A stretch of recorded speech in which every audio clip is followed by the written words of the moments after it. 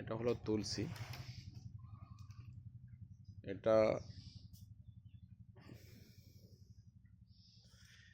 এটা একটা ঔষধি গুণসম্পন্ন গাছ। এই তুলসী আমরা সর্দি কাশি অ্যালার্জি হাঁপানি ইত্যাদি কাজে আমরা একে আয়ুর্বেদিক চিকিৎসার ক্ষেত্রে ব্যবহার করে থাকি।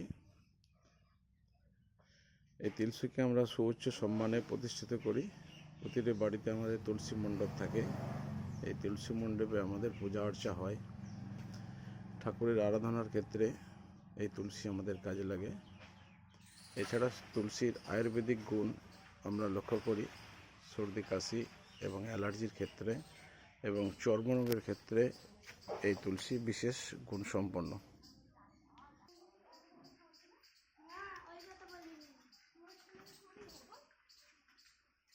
আবার এলাম, এই তুলসীটা নতুন একটা গাছ। এই তুলসী আমাদের বাড়িতে রাখা খুবই প্রয়োজন, কারণ এই তুলসী থেকে প্রচণ্ড পরিমাণে অক্সিজেন সাপ্লাই হয় এবং বাতাসকে দূষণমুক্ত করে। বাড়িতে ফ্রেশ বাতাস তৈরি করতে এই তুলসীর জুড়ি মেলা ভার। দেখতে পাচ্ছেন এই তুলসী আমাদের বাড়িতে অনেক কাজে লাগে। তুলসীর গুণ সম্পর্কে বিস্তারিত আয়ুর্বেদ শাস্ত্রে বলা আছে। এই তুলসী হচ্ছে ভগবানের প্রেয়সী।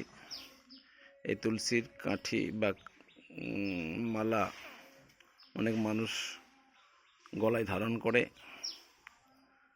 ভগবানের প্রেয়সী তুলসী, এই তুলসীর দিকে ভগবানের দৃষ্টি নিক্ষেপ হয়। তাই তুলসী আমরা গলায় ধারণ করে ভগবানের দৃষ্টি আকর্ষণ করতে পারি। আমাদের প্রাচীন হিন্দু শাস্ত্র মতে তুলসীর বহু গুণাগুণ এবং ধর্ম পরিচালনা এবং ধর্ম পালনের ক্ষেত্রে তুলসীকে আমরা উচ্চ সম্মানে প্রতিষ্ঠিত করি। তুলসী আপনার বাড়ির বাতাসকে মুক্ত করে, দূষণ মুক্ত করে। তুলসীতে আপনার অনেক রোগ জ্বালা থেকে মুক্ত হওয়ার একটা উপায়। তুলসীর রস বেটে আদার রস এবং অন্যান্য কালো জিরে ইত্যাদির সাথে যদি আমরা খেতে পারি, তাহলে তুলসী থেকে আমরা অনেক উপকার পাবো। হাঁচি কাশি হাঁপানি, বিশেষ করে দাঁত হাজা একজিমা চর্মরোগের ক্ষেত্রে তুলসীর ব্যবহার আছে।